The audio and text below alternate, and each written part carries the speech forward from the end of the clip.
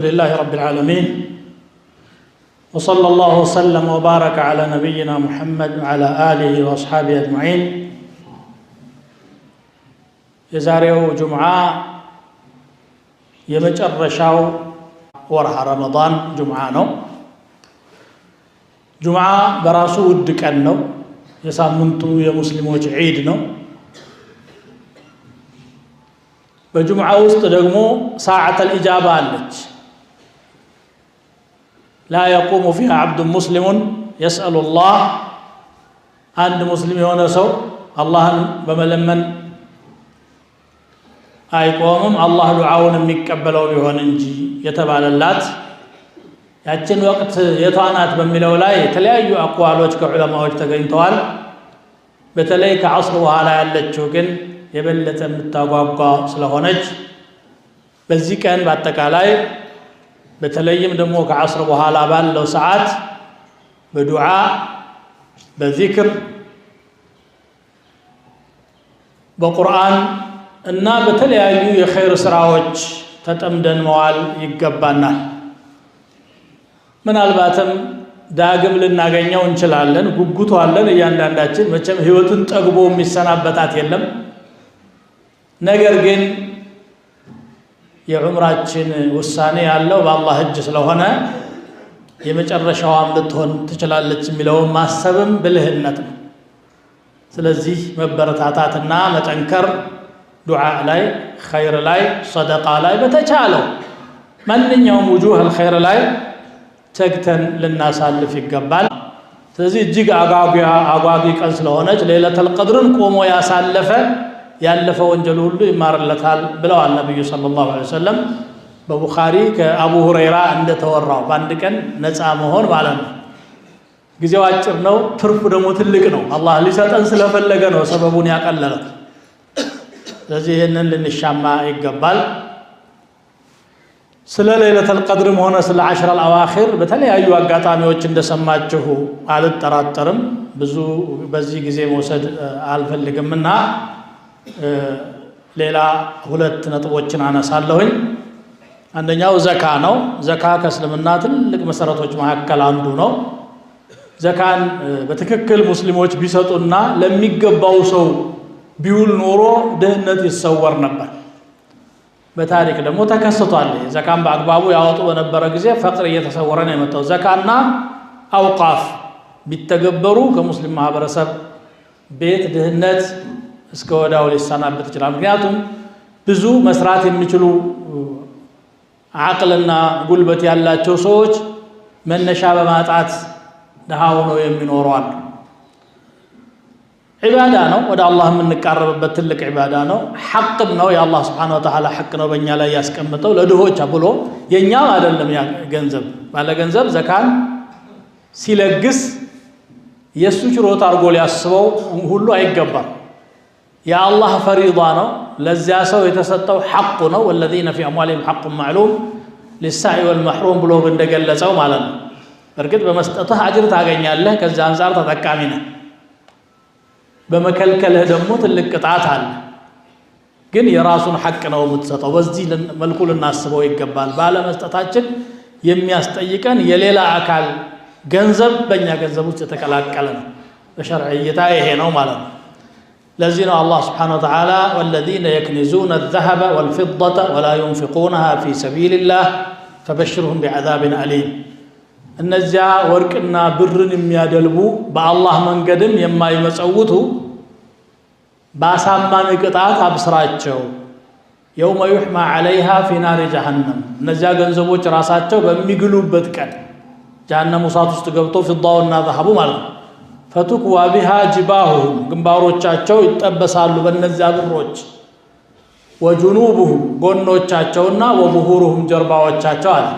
ሶስት የሰውነት አካላትን ነው መርጦ የጠቀሰው እና የተፍሲር ሊቃውንቶች ይህንን ምስጢሩን ሲገልጹ ችግረኛ ወደ ባለ ሀብት ሲመጣ መጀመሪያ ፊት ለፊት ነው የሚመጣው አሉ።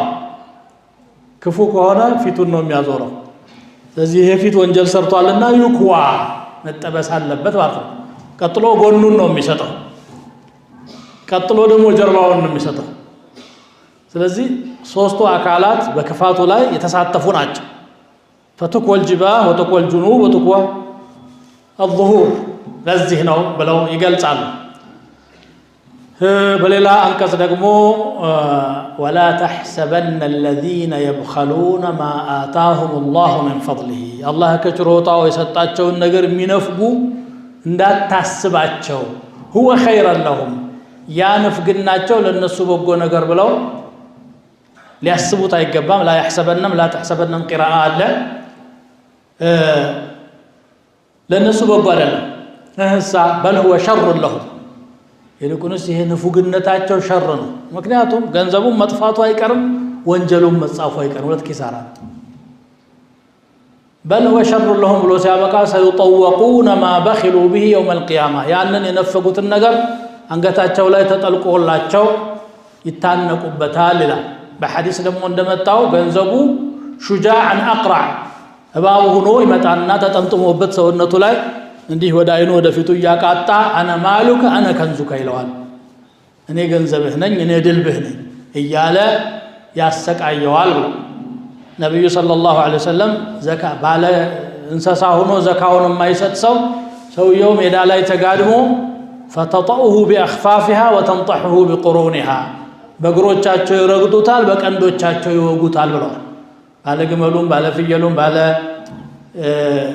ከብቱም በተናጠል ነው በሐዲሱ የተገለጸው ማለት ነው ስለዚህ ይሄ ትንሽ ነገር ነው ደግሞ አላህ ከኛ የጠየቀው ፐርሰንቷ በጣም ትንሽ ናት ጥቅሙ ደግሞ ላይኛው ነው ምክንያቱም ያጠራቀምነውን ገንዘብ ዱንያ ላይ ብቻ በአግባቡ እንኳን ሳንጠቀመው አጠራቅመነው ጥለነው ከምንሄድ ቀድሞ አኺራ ቢጠብቀን ይሻላል አላህ በቁርአኑ እንዲህ ይላል وابتغي فيما آتاك الله الدار الآخرة الله بسطه نجر يا آخران عجر فلقبت ولا تنسى نصيبك من الدنيا كدنيا مدرشهن أترسى بلا تتعقب نور كل مالت علينا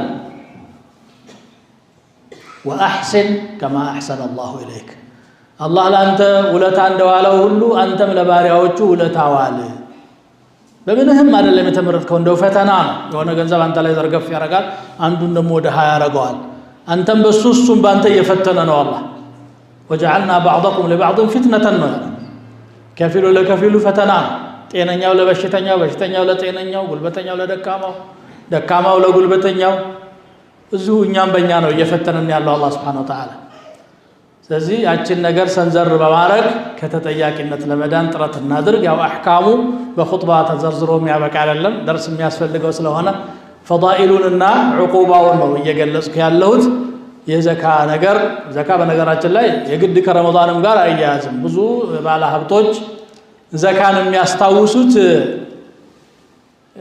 ረመዳን ሲደርስ ነው የነሱ ገንዘብ ንሳብ የሞላውና አመት የዞረው የግድ ረመዳን አይደለም ይሄን ደግሞ አላህ ያደረገው እንደነው በየጊዜው ድሆች ተቆራጭ እንዲኖራቸው ድርሻ እንዲኖራቸው ነው በተለይ ደግሞ ከድሃ አይነት መስራት የማይችሉ አሉ አዛውንቶች ሆነው ጧሪ የሌላቸው በሽተኞች ሆነው አጋዥ የሌላቸው ድህነት ብቻ ሳይሆን የጉልበትም ያቀመም ድሃ የሆነዋል እነዛ አካላት ያንተ ኃላፊነት ነው እነሱ መንከባከብ በእነሱ በኩል ነው ጀነት በር የተከፈተልን አለዛም ሊዘጋ ይችላል ስለዚህ የዘካን ነገር በአግባቡ ልናስታውሰው ይገባል ዘካ ስሌት ላይ ብዙ ጥያቄዎች ይነሳሉ በወርቅ ነው በብር ነው ብዙ ጊዜ የዓለም ዑለማዎችም ዛሬ የተለያየ ሐሳብ ይዘዋል ምክንያቱም ድሮ የማርትሬዛ ወይም ደግሞ የጥሬ ጠገራ ገንዘብ ብር ነበረ እንደገና ደግሞ የወርቅ ሳንቲሞች ነበሩ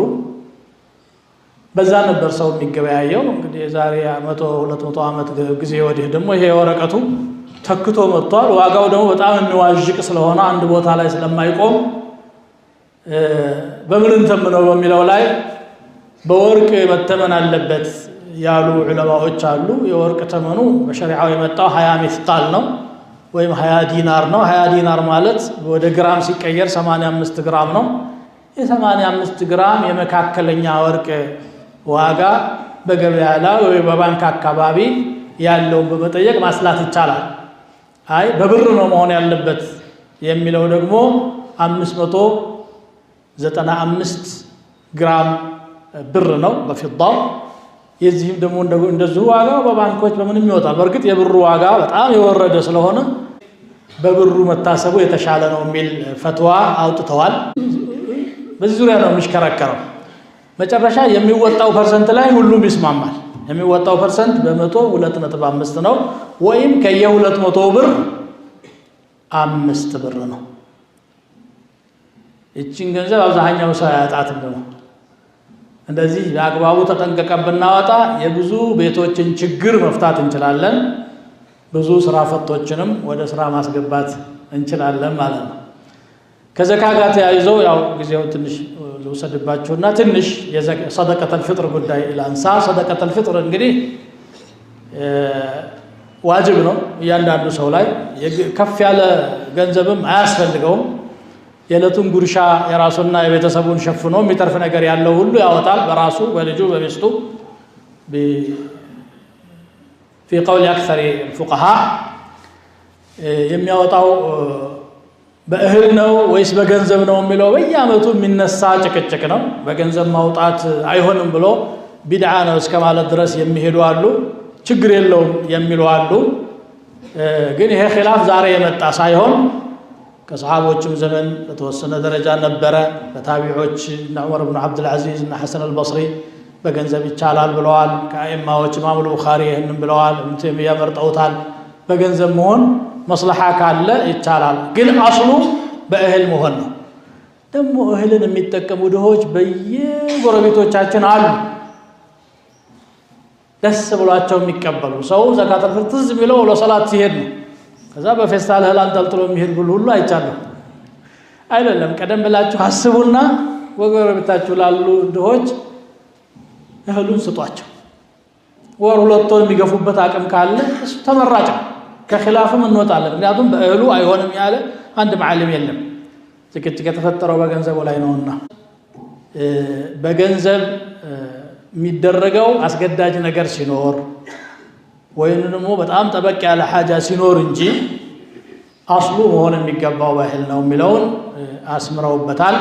ይሄንን ፈትዋውን ነጥል ማረግላችሁ ሪፈረንስም አለንና የሚያጋጥሙንን ችግሮች ወደ ዑለማዎቻችን በመውሰድ ምላሽ ብናገኝ የተሻለ ነው ከሚል አንጻር ነው። እንግዲህ ሰደቀተል ፊጥር አንዱ አላህ ጋር የምንቀራረብበት ነገር ነው። ጡዕመቱ ሊልፉቀራ ለድሆች ጉርሻ ነው። ወጡህረቱ ሊሳኢሚ ሚን አልለግዊ ወረፈስ ለጾመኛም ደግሞ ውድቅ ነገር ማይሆን ነገር የተነጋገራቸው የሰራቸው ነገሮች እንኳ ካሉ ያንን ያጸዳዋል ያጠሃራለታል ተብሎ ነው የተነገረው።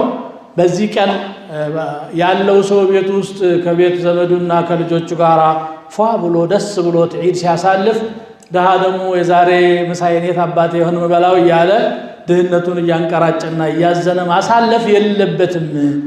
እዚያ አድርሱለት ቤቱ እሱም ደስ ይበለው ብሎ ነው የተደጋገፈና የሚዋደድ አንዱ ለአንዱ ዱዓ የሚያደርግ ማህበረሰብ መፍጠር ነውና የእስልምና ዓላማው ይህንን ያዘዘበት ሕክማው ይሄ ነው። ይሄም ዒባዳ ችላ ብለን ልናሳልፈው አይገባም። ከወዲሁ ልናስብበት ይገባል። ቀጣዩ ሌሊት ያው ለይለቱል ቀድር ናትና በዱዓ በርቱ። ዱዓ ስናረግ ደግሞ መከራ ውስጥ ያሉ ወንድሞቻችንን እናስታውሳቸው። የጾሙን ጣዕም ያልቀመሱ የዒዱንም ጣዕም የማያጣጥሙ አሁን ሞት ነው ወይስ አሁን እያሉ እየተጨነቁ የሚኖሩ ወገኖች አሉ። የደላው ሰው ለከፋው ሰው ዱዓ ማድረግ ይገባል። ትንሹ ነገር ነው እኛ ልናረግላቸው የምንችለው ትንሹ ነገር ነው። ስለዚህ ዱዓ ስናረግ እነሱንም ማሰብ ይገባናል።